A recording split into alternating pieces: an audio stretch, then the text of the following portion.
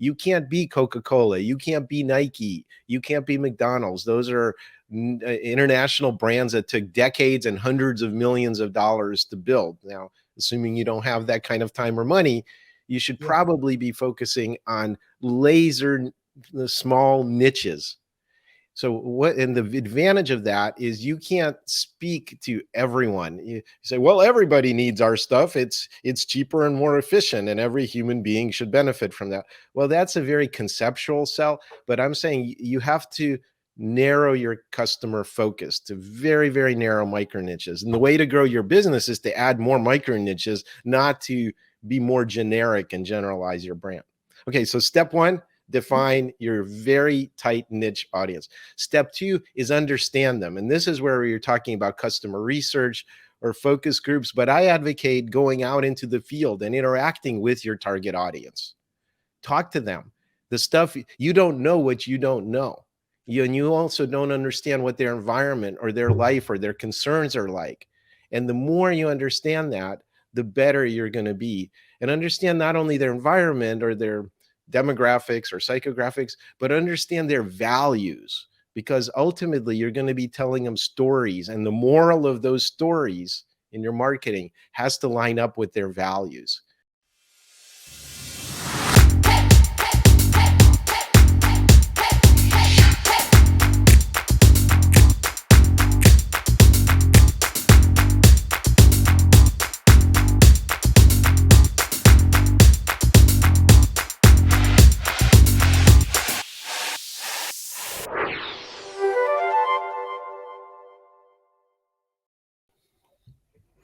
Hello, everyone, and welcome to a new episode of the CVO Live. It's my pleasure and honor and joy to reconnect with Tim Ash. I have a very close relationship with Tim, and he actually fixed my brain in some senses.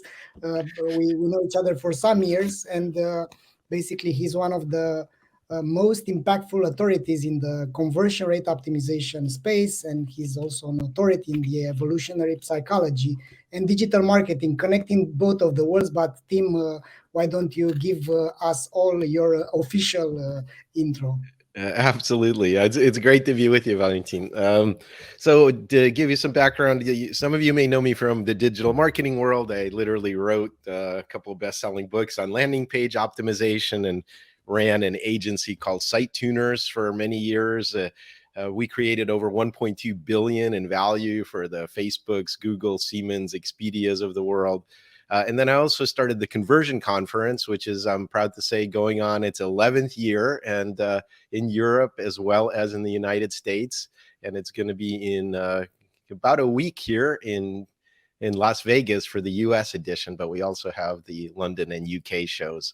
I'm no longer involved in all of that these days. My focus is on public speaking and marketing consulting with executives, and also my latest book about evolutionary psychology, which we'll probably touch on. Yeah, for sure we will touch on this subject, Tim. So, Tim, you've been seeing so much of this both of worlds, right? You've been working with large companies, with mid-level companies. You've been seeing a lot of companies coming, going. Tell us, how do you see the optimization space in retrospective? Do you think the market is where we should have been already? Do you think the Hmm. market is evolving? Do you think that overall we are making progress as a species, as a subspecies of the digital optimizers, or not? Let me put it this way. I think if I can reconstruct it by doing the archaeology. So first, it was like pulled up a website. It's your online brochure. Okay, this is back in 1995 when I started working with the internet. So people were using old media to describe the new media, and then people started building websites. But it was on the mechanics of building them and not on the user experience. So I started at UC San Diego with user experience. Don Norman was one of my teachers. We literally used the user-centered design book as our textbook. And I believe that even over the last 30, 40 years, user experience is still very much underappreciated in web marketing. In other words, the focus shouldn't be on your company, on its goals, on what you're selling. It should be on how to align with the needs of your online visitors. So I think that part is still a big problem in web marketing. And these days, I think to add to that, you're seeing a fragmentation.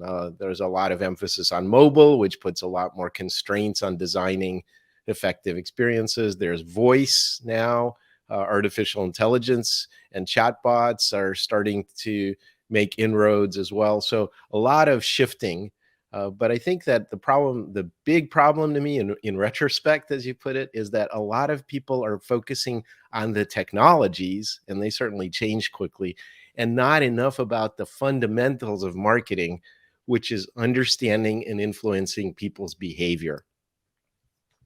Yeah, I think that's the overall problem with what we do in marketing, and that's uh, I don't want to venture towards giving reasons why and what's causing that, but from your perspective, why do you think we have this I don't know, gap towards understanding what's all about what we do, why we do these things, and why we are still broadcasting and putting I don't know, uh, ads, banners in front of people.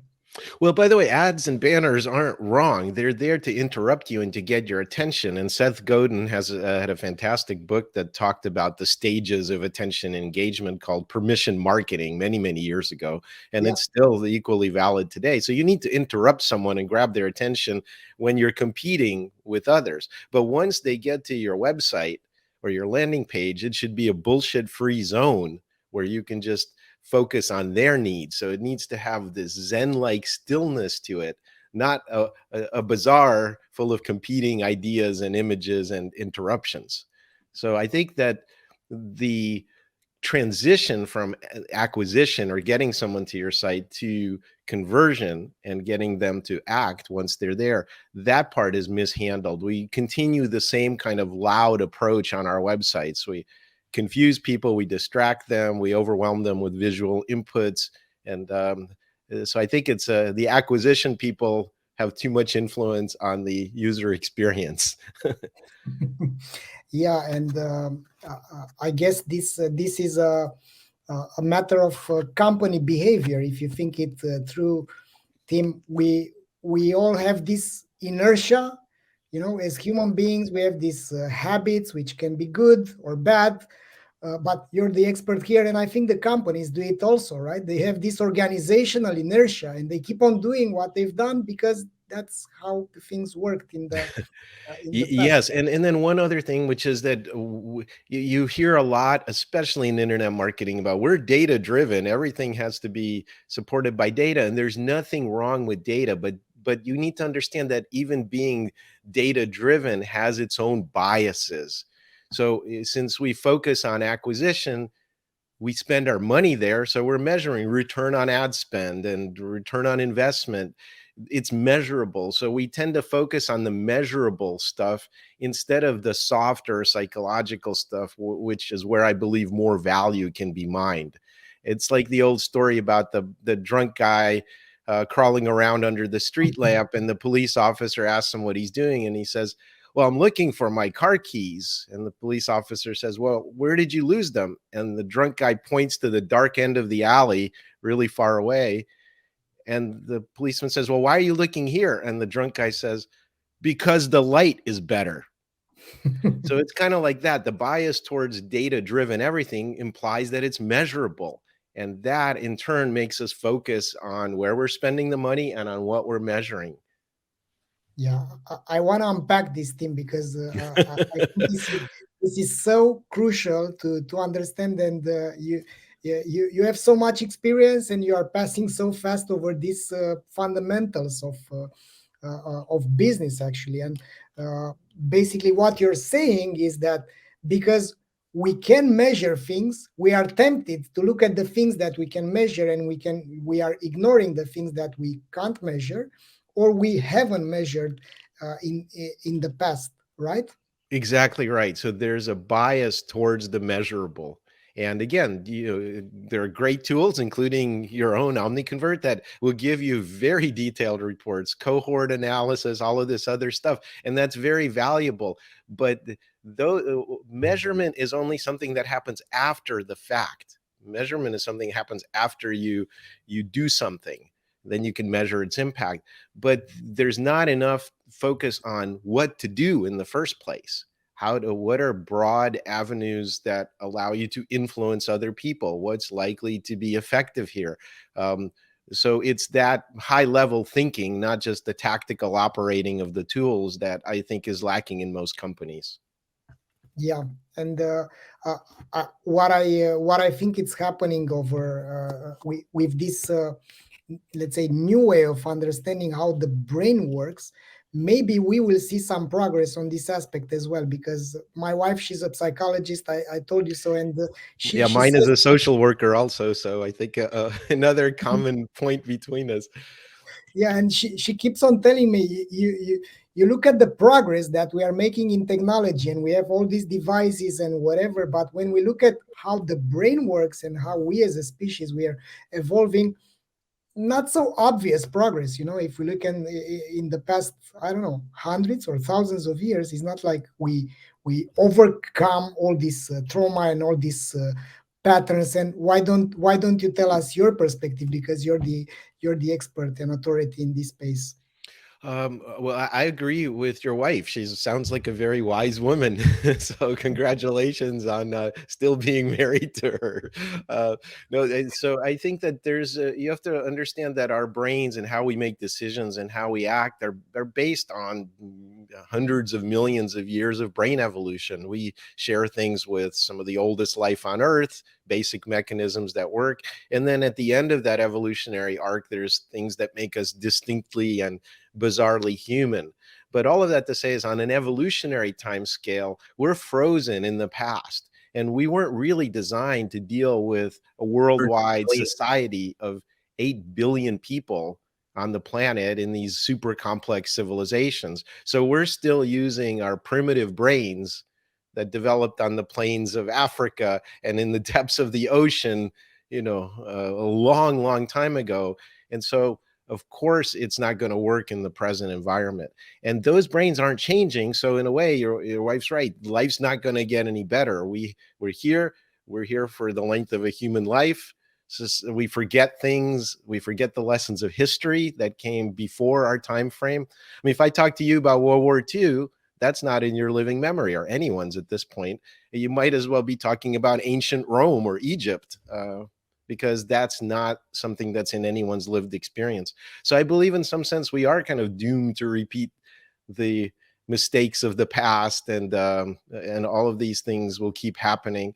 But if you're going to get any insight into being an effective marketer or being a better human being, you should focus on how the brain works in the first place, which is where I've shifted my recent emphasis. Yeah, I think it's I totally I'm totally aligned with this. What I want to ask you, Tim, now it's something that my perception about what we do as human beings is that we are all in the game of changing other people's behavior. While if we would be changing our internal, let's say, mechanisms, paradigms, and behavior, we would be in a better position to change other people's behavior. Now, we're in this space of digital marketing, and my question for you is, how can we produce the change in the customer behavior that we're all seeking for? Mm. Well, I think they're really two separate things. I think if you want to be a human being, as you point out, you need to move inward and study yourself and your own behavior. Uh, I'm very humbled by being a parent of two teenagers. Nothing will humble you more than being a parent. So if you think you can change other people's behavior, have some kids, and that will dissuade you of that notion. So it's hard enough to change our own behavior if you don't fall asleep in life, if you wake up sometimes and try to work on yourself. Maybe you'll get some wisdom along the way instead of wasting the lessons. But I think if you're going to change the world, you have to start with yourself. Now, if you're going to influence other people in the narrower scope of online marketing, then I say focus on the durable things, the things that don't change, because the technology can make you chase shiny objects. Oh, it's mobile, it's voice, it's virtual reality, it's NFTs and crypto. There's always something, but you have the attention span of a lit match, and you're not really following through on everything. So if you want to have a good career as a marketer, understanding the common operating system that all 8 billion of us on the planet share, I think is a very powerful place to build your foundation. And talking about the foundations, team, one aspect that I keep on seeing, and I want to give you the full understanding over how am I seeing the world after all these years. I've been in touch with more than 300 e-commerce leaders. So I've made this analysis over how they see the world, how they see their businesses. I've made these recordings with them, of course, with their approval, because we're in Europe and GDPR compliant, right? Of And we course. analyze afterwards their language, and their keywords, because we have this technology which is allowing us to look at the keywords that they are using, right? And we look at different words. And what we see as a recurring theme is the fact that they are in a position where their words are more towards data and numbers and objectives and KPIs and reaching this, reaching that, campaigns. Yes. New people are talking about customer research, internal motivations, friction. All So, those things are not there. absolutely. And I think it's backwards, and it's a very limited view. We've already talked about the limitation, but if you want a good career in marketing, I'll tell you a 3-step process to achieve results, the best results possible. It's very simple. Number one, figure out who your audience is. And I don't mean segment, but I mean like narrow, micro niching. Okay. You should be able to uh, really focus. So the job, especially of e-commerce leaders, is to say no. We won't expand to this. We won't let our brand stretch to that. We won't also try to be everything to all people. You can't be Coca-Cola. You can't be Nike. You can't be McDonald's. Those are international brands that took decades and hundreds of millions of dollars to build. Now, assuming you don't have that kind of time or money, you should Yeah. probably be focusing on laser small niches. So what, and the advantage of that is you can't speak to everyone. You say, well, everybody needs our stuff. It's cheaper and more efficient, and every human being should benefit from that. Well, that's a very conceptual sell, but I'm saying you have to narrow your customer focus to very, very narrow micro niches. And the way to grow your business is to add more micro niches, not to be more generic and generalize your brand. Okay, so step one, define your very tight niche audience. Step two is understand them. And this is where you're talking about customer research or focus groups, but I advocate going out into the field and interacting with your target audience. Talk to them. The stuff you don't know, what you don't know. And you also don't understand what their environment or their life or their concerns are like. And the more you understand that, the better you're going to be. And understand not only their environment or their demographics or psychographics, but understand their values, because ultimately you're going to be telling them stories. And the moral of those stories in your marketing has to line up with their values. Because I can tell the same story to 2 different audiences and they'll have a very different reaction. So, for example, I use in my book, I can give you an objective story. So the matador stands in the middle of the arena. The bull charges him. He sidesteps and he plunges the sword between the bull's shoulder blades, striking its heart and killing it instantly. Okay, now that's an objective story that I just told you, right? We can record that with a video camera. But depending on the audience, it'll have a very different impact. If I told this to someone from Spain who likes bullfighting, then it's about tradition and man versus raw nature and discipline and being an impeccable warrior and all of these positive things, right? If I told it to someone that was from PETA, People for the Ethical Treatment of Animals, they'd think this is sanctioned animal torture and murder, and people are paying for it to witness it, and it should be stopped immediately. So that's why it's important to understand your audience and then to understand their values, because then when you message them, it's going to be much more effective and in alignment with those values. So step 3 then is design products and services and messaging and campaigns that will align with those.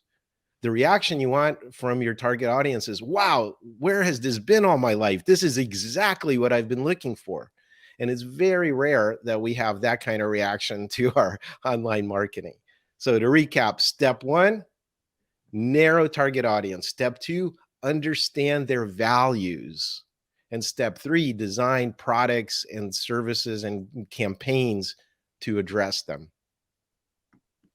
Yeah, I love that, Tim. And you you you've opened up a new avenue for our conversation right now. How do you foresee and what do you suggest to companies which are looking to improve future value that they give and they get from their customers? Because customer value optimization, it's a two-way street, right? So basically you need to give that value first in order to get to extract more value from your customers. And my question for you is, what do you suggest to this type of companies? Let's say they have products, people are somehow happy about them, and they want to improve the purchase frequency, they want to improve the customer lifetime value. What's your suggestion for those companies? Well, again, I think it's who are you selling to should be the first question.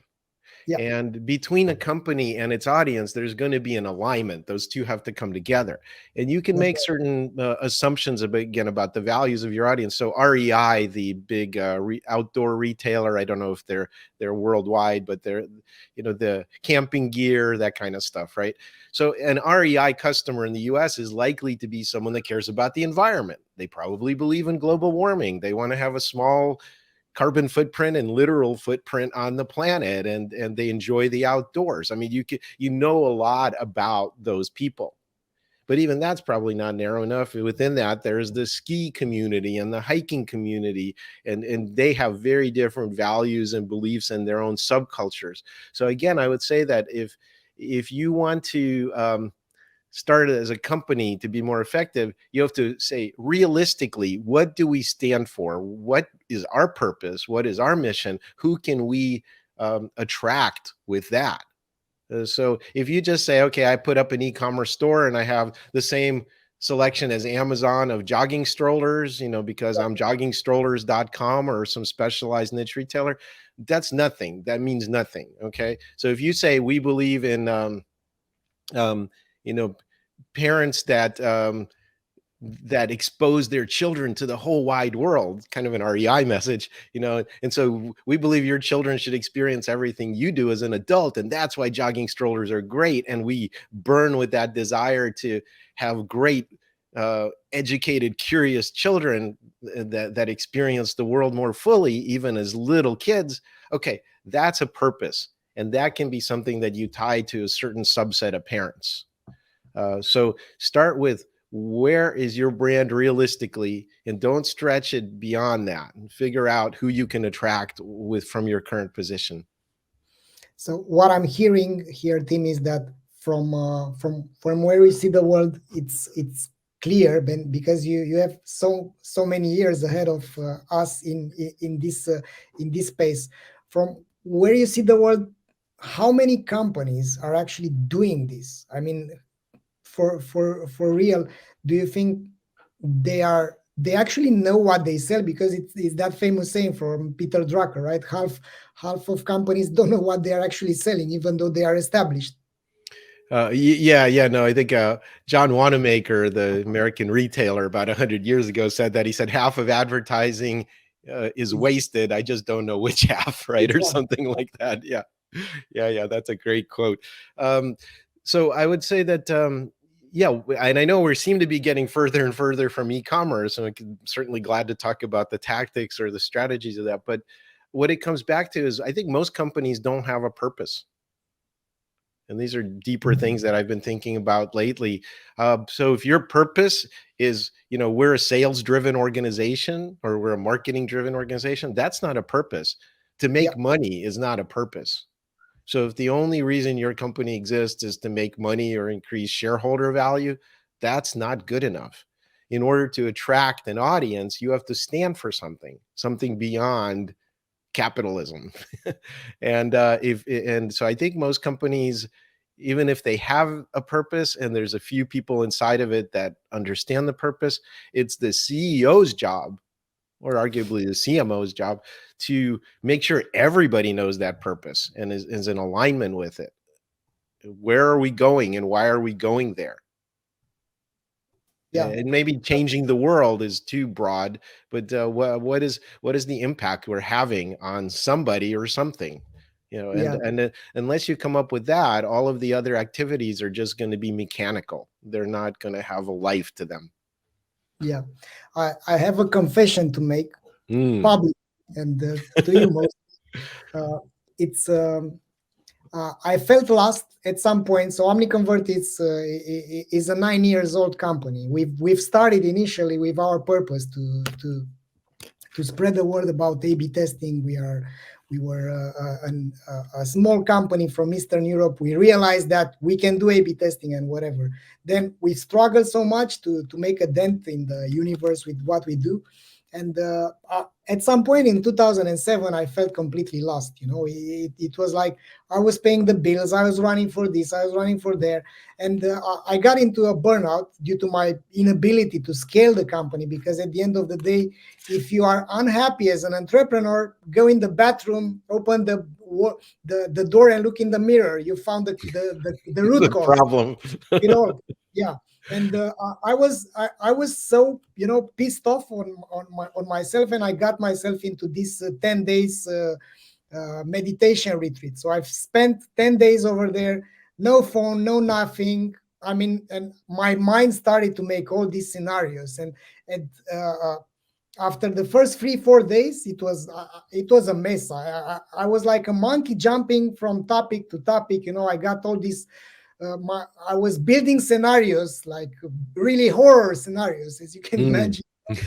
If this happened and why that. And at some moment, I got myself into a moment after 5 days of practicing 13 hours of meditation. I mean, I was pretending it. I don't imagine that I was actually meditating for 13 hours. I was staying there and looking at myself and my thoughts. And at some moment, I've realized that I'm so free within myself, and it's not like I'm struggling. My mind was making up all these scenarios. So what I'm getting is that unless I've decided that I have a real goal, and I realize that I'm so free that I can do whatever I want. I can stop building this company. It's like I'm free if I'm getting within myself, if I get Mhm. into that, I don't know, place of freedom where everything is okay. And you're not jumping from doing this for doing this, the other. And at that moment, I realized that I have to have a purpose. I have to revisit my purpose. Why am I doing this? Because if you don't answer to this question, like, I don't know, Simon Sinek is so known about it. Start with the why, but it's true. Why are you doing this? What's your purpose as an entrepreneur? And many entrepreneurs are losing themselves in the game of earning points and making this growth happen, that number, the other number, and eventually they are trapped within their own dream. And I've been there. I've seen it on my own skin. Yeah, and And I think that explicit purpose is very important for both employees of companies, but especially for entrepreneurs, because your personal mission statement, your business is only an expression of that. It's just one aspect of that, but it has to still be in alignment and on mission. So if you say that my purpose is to retire and put my kids through college, that's not really a purpose. yeah, To put yourself through all this pain of being an entrepreneur. I've revisited my purpose several times, my mission 3 or 4 times formally in my life. And if you'd like, I can share my mission with you, my yeah. current iteration of it. We Yeah. have a question. We'll ask it afterwards, but let us know that. Let me also put you on the solo layout. What's your purpose, Tim?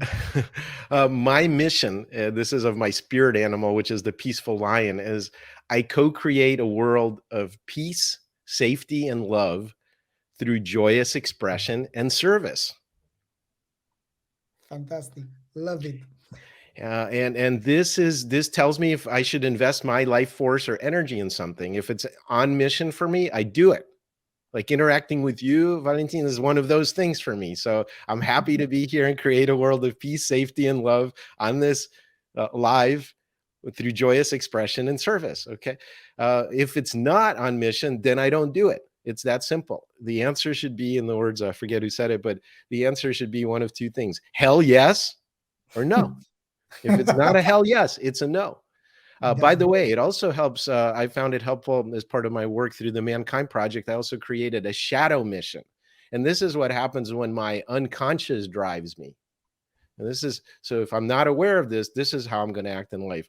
And so my shadow mission is tied to um, my shadow spirit animal, which is not the peaceful lion, it's the raging bear. And my shadow mission is I create a world of disconnection, loneliness, and pain by chasing distractions, acting like a victim, and indulging in self-righteous anger. And when I I find myself doing that, I know I'm facing the wrong direction and I need to turn my face to the wrong mission way.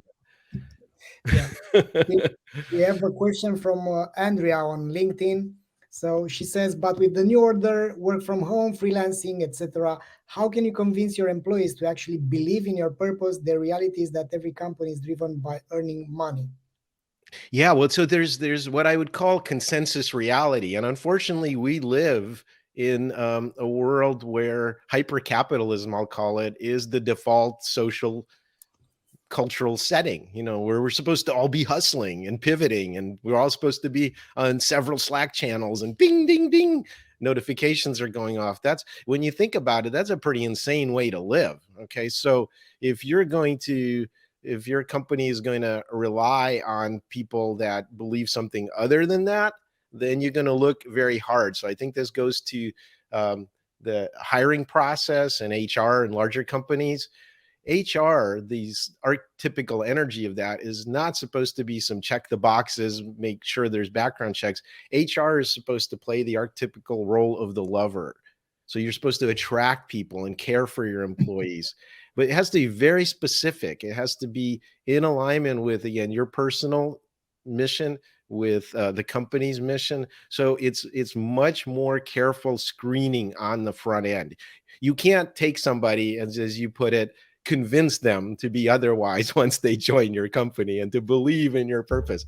They either do or they don't. Your job is to raise the flag and to wave it and say, this is our purpose, and make sure that the people that follow you are in alignment with it. It's not about changing them once they're inside your company. Yeah.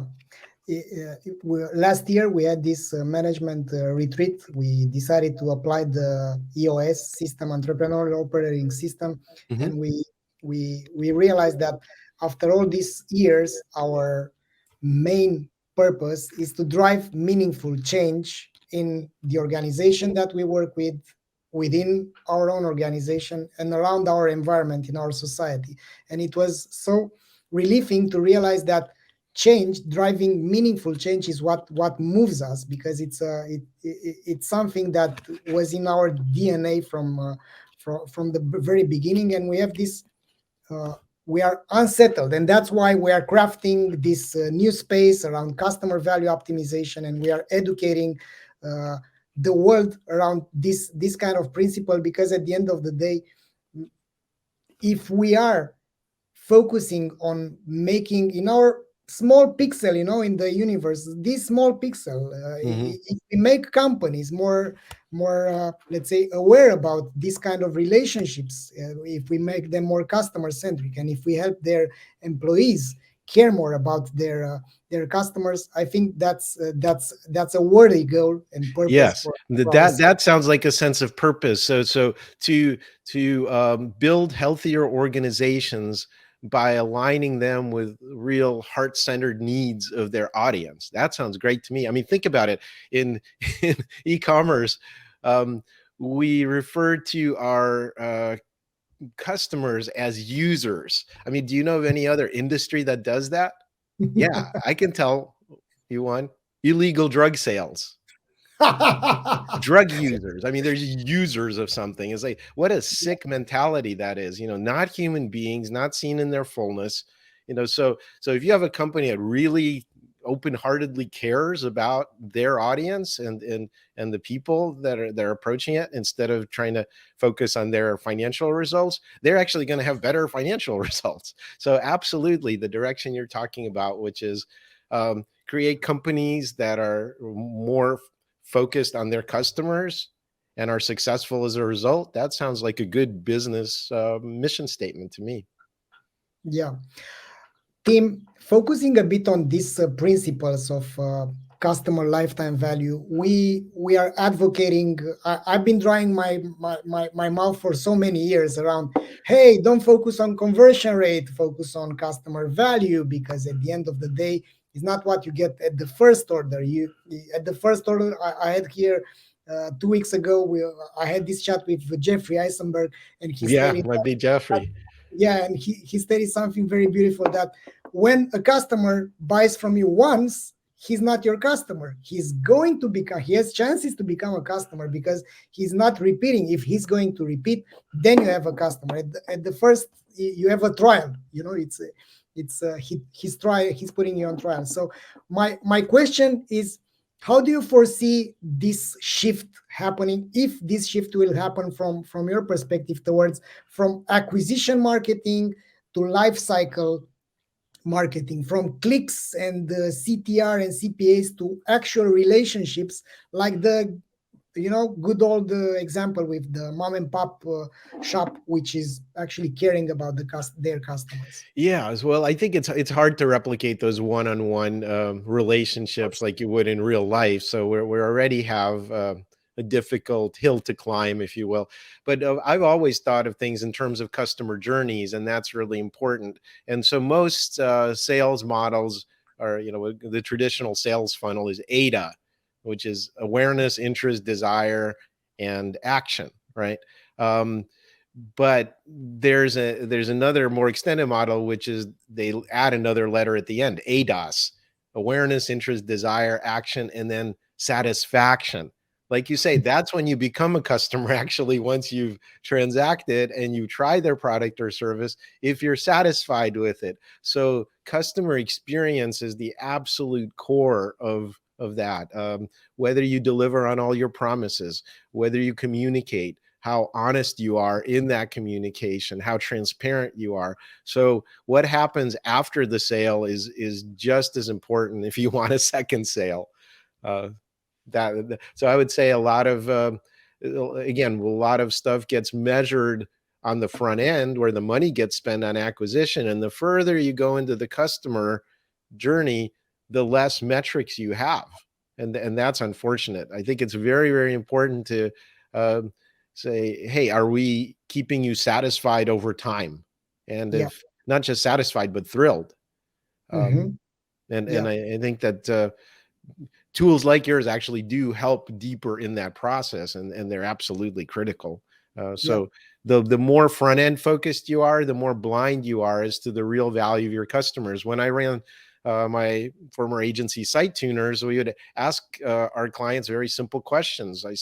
What is the lifetime value of a customer? They couldn't even answer that. So we'd have to back into it from a bunch of assumptions and averages and historical stuff, but they couldn't tell me the lifetime value. All they knew was the cost per acquisition, and that's really sad.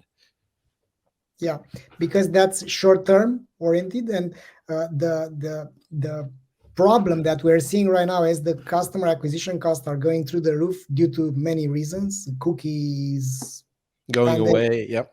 whatever. Uh, we are seeing that many marketers are suddenly realizing that they should be monetizing more from their customers, and what they do is they start to measure customer acquisition cost.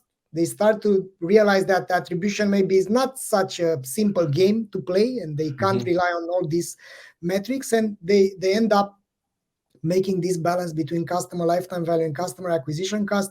The problem that I'm seeing here is that it is that Einstein quote, you can't solve a problem at the same level where the problem has been created. So basically, it's not an advertising problem at the end of the day. It's a customer relationship problem. So if you want Yes. to change things, if you want to influence these things, you need to go back to the roots, to the primal brain. So let's talk a bit about the primal brain, Tim. Well, before we switch gears, you opened up something that I want to address first, which is you're right. It's a customer relations problem, and here's the problem: is even how we define it. So there's a cost of sales, right? So it costs me something to market and sell to you and get you the cost per acquisition, and then everything else is gross margin contribution that my company gets to keep. So I'm going to try to minimize the cost of anything that happens after sale. Most companies treat their call center, their customer service call center, not their sales call center, but their customer service call center as a cost. Your customer service call center is not a cost. It's something that builds loyalty and repeat sales and satisfaction. And it turns potentially bad things into good things. It turns an unhappy customer into a fan and says, wow, look, they went out of their way and they did this for me. I never expected that. So a lot of the delightful experiences that can happen in an interaction with your products or services are actually in customer service. And so empowering those people, treating them like the generator of enthusiasm, loyalty, and money that they are is really critical. If you just think of, gee, I'm going to just staff my call center with idiots or with people that are really inexpensive, but they have a possibly a strange accent and don't understand my customers, those are very short-sighted decisions in my view. Yeah, that you're totally right. And what I want to add over here, Tim, is to share one of the best experience that I had in this direction. One of the first customers that was courageous or crazy enough to test out our solution. They had this B2B approach. They were selling office supplies, and they decided to do RFM.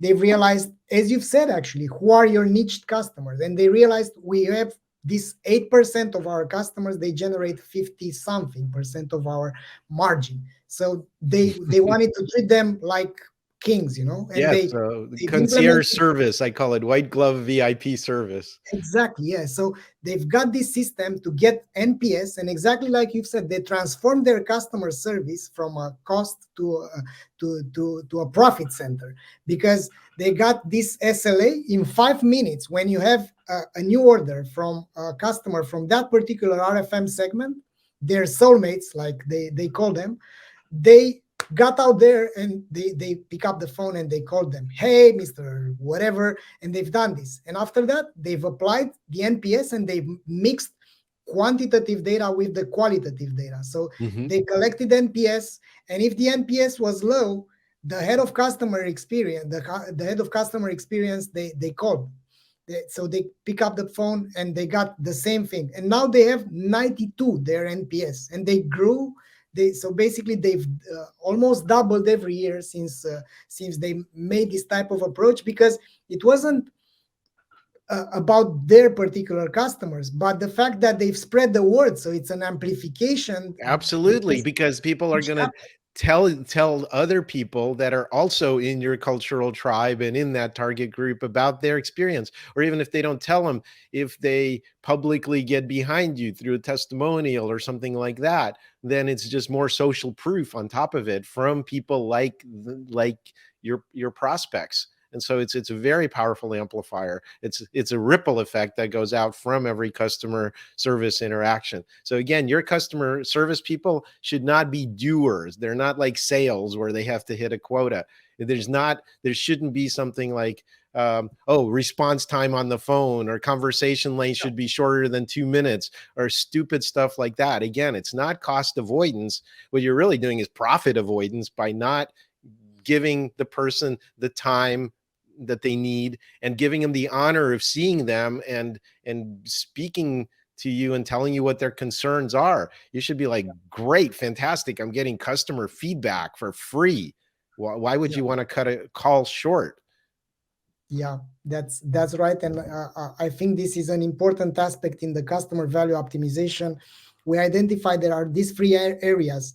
It's about what you sell. So, what products are you selling? It's about how you make your customers feel, which is customer experience, and it's at the end of the day, is what you say, how you wrap your product into messaging. But no amount of marketing is going to fix a broken customer experience or a Hmm. broken product, right? A suboptimal product. And these principles are most of the time are neglected because what they are tracking is like an average NPS. And picture this: you get your NPS, you say that you're frustrated, and then nothing happens. It's like Right. no response. Yeah. Yeah, Nobody it says does it. anything. So, one of the things that I've done in some, other psychological work, and when someone brings up a problem in this men's group I used to be in, um, you're allowed to ask them clarifying questions, only if they're going to change what you're going to say.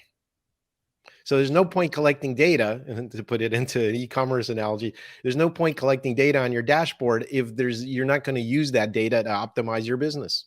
It's that simple. So what? You collect NPS, and now you know what NPS is, and you don't. But unless it's tied into some feedback for changing something and remeasuring it, there's no point collecting it even. So Yeah. unless data is actionable, you shouldn't collect it. Maybe that's too strong a position, but I think I'm going to stick to it.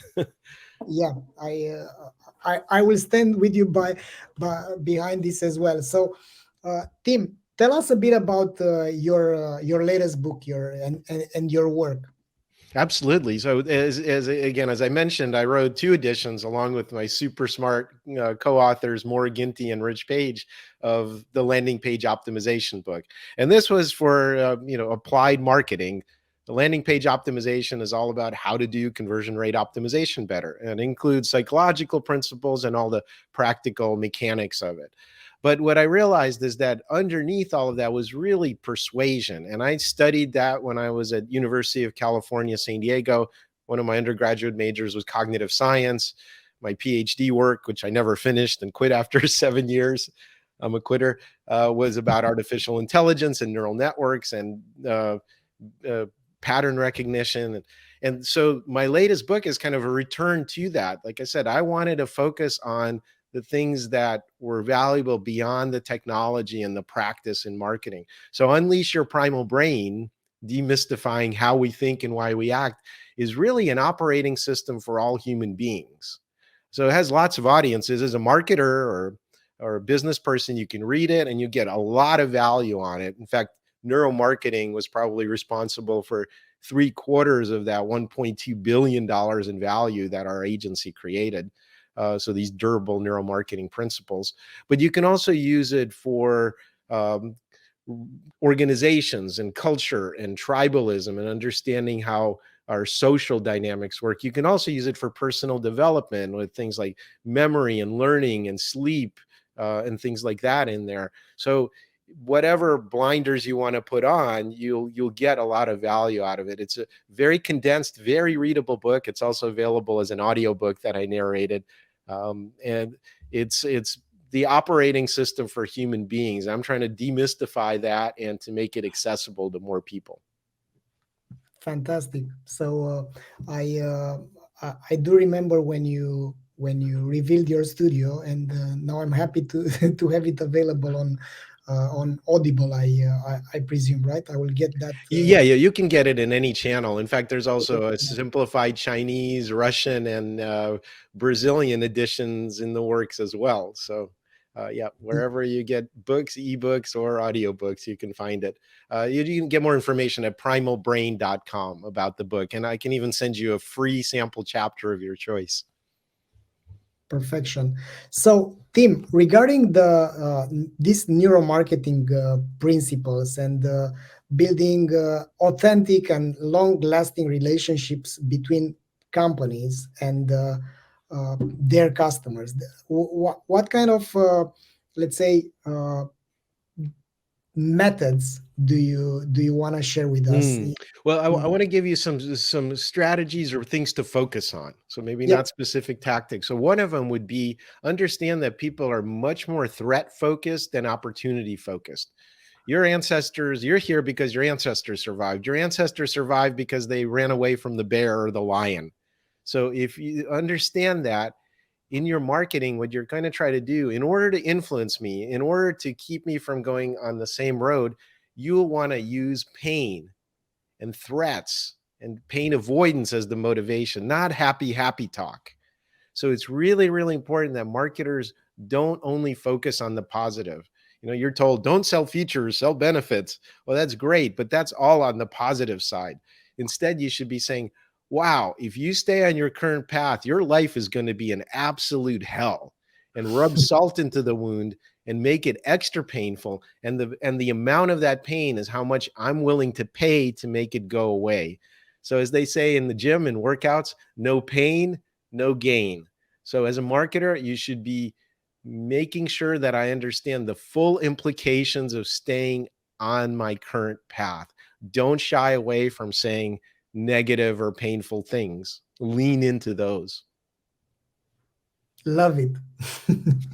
And it was that principle that you better you accept, you you can accept losing, you can't accept losing $100 than having the chance to win $100. So more people are pain avoidance, right? Yes, there's about a 2 to 2.5 times bias in the negative direction, in the pain avoidance direction, rather than pleasure seeking. So if I say, "Hey, Valentin, here's some ice cream, your favorite ice cream flavor.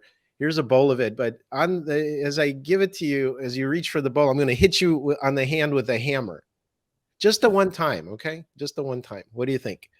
Like, I know which one's gonna motivate you more. The pain Yeah, avoidance is gonna motivate you, not your favorite ice cream. So, for sure. use that. Another thing that's really important, we've touched on it, is storytelling. Again, it's very important if you're gonna be an effective marketer to wrap your stuff instead of in tables and technical stuff, and here's our gold plan, silver plan, and bronze plan with check marks, to wrap things in stories. Stories whose moral you understand because you understand your target audience. If you have a very clear picture of your target audience and their values, then telling things in story form is very powerful. And I don't see a lot of marketers doing this. But if you're a good marketer, then you should be focusing a lot on content marketing. But that's not making stupid memes to put on TikToks. It's about creating effective stories that support my values and incorporate your products and your services and your own belief systems into those stories. Love it.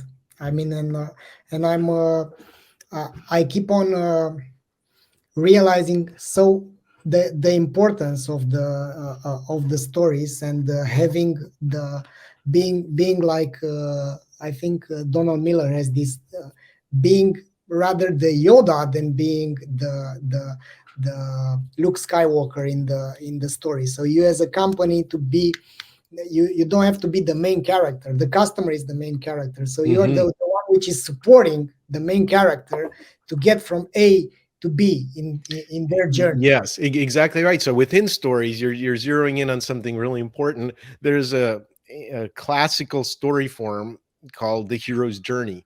And this is everything from the Odyssey to Star Wars, which you've actually mentioned, but it goes something like this. The world was okay, something bad happened. I had to go on a quest to deal with this. Along the way, I overcame hurdles. I had some unexpected allies that helped me. And at the end, there's a climax and you slay the dragon. And then there's a regreening of the earth and a return to some better state, or with some kind of wisdom or gold, internal gold, not financial gold, that comes out of it. So it's very important to create stories in that human arc of the hero's journey of overcoming something and coming out on the other side after that struggle, because we're wired evolutionarily for those kind of stories. We tell stories to avoid pain. So if someone else tells us, I went down that road and around the corner, there was a big bear and I had to fight it off, but I had a knife with me. So if you go down that road, bring a bigger knife with you. Okay. So that's valuable to us for survival. So any stories of other people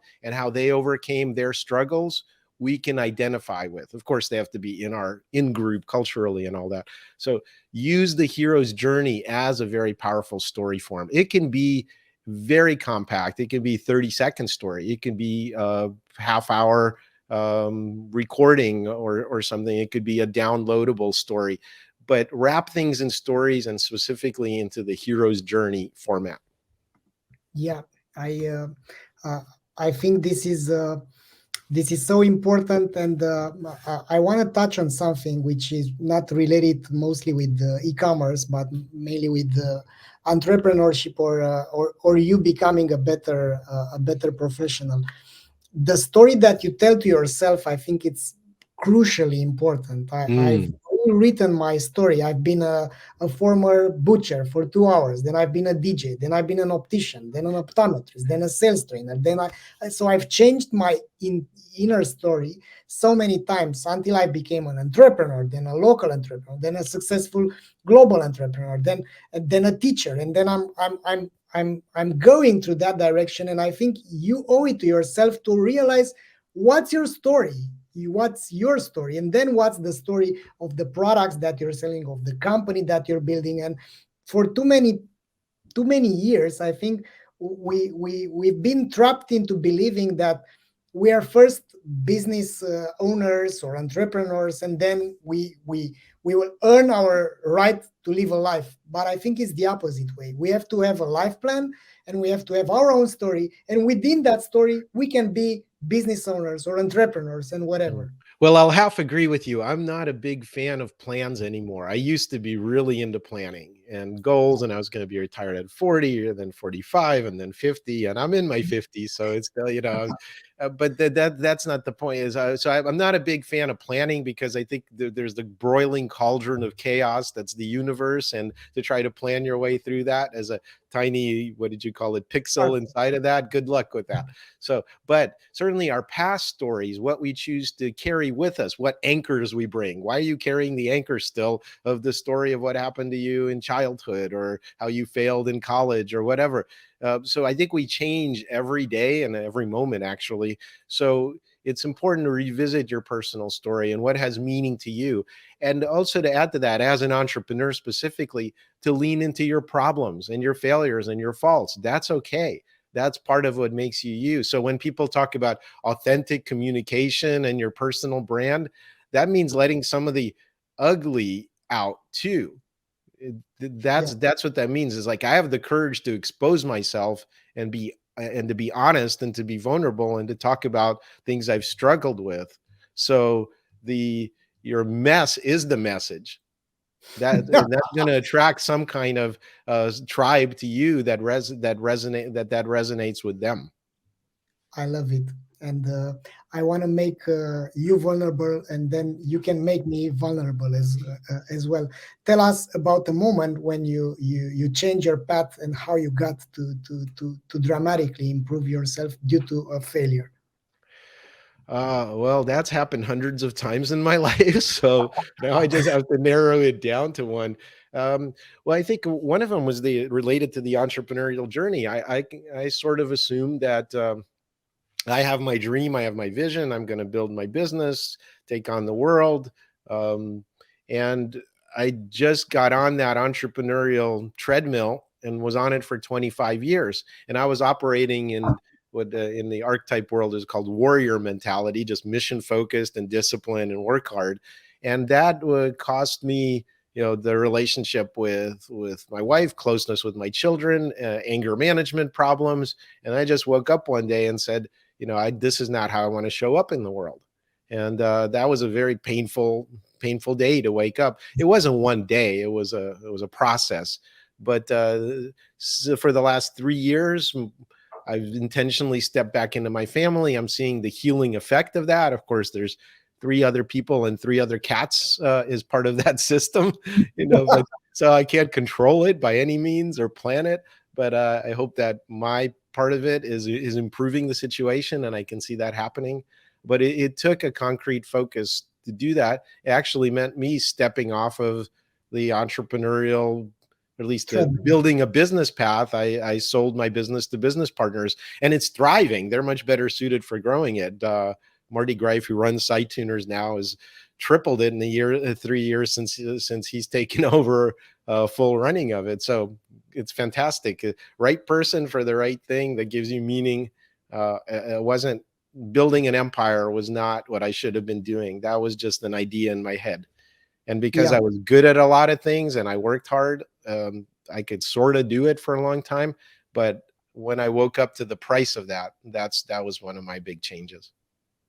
yeah, I can totally relate to this journey. I had my share of aha moments due to that, and I think that we are sharing the same or pretty much the same blessing and curse as well, to be very creative and opening up a lot of avenues towards growth, which means that we are too preoccupied to dream and to understand how to sort out other solutions, rather than focusing and drilling down into one single Yeah. thing. Well, there are some differences. You're younger, smarter, better looking, and have nicer hair than I do. So, let- Yeah, yeah, I don't want to argue with that, but you're wrong. I'm I, I'm way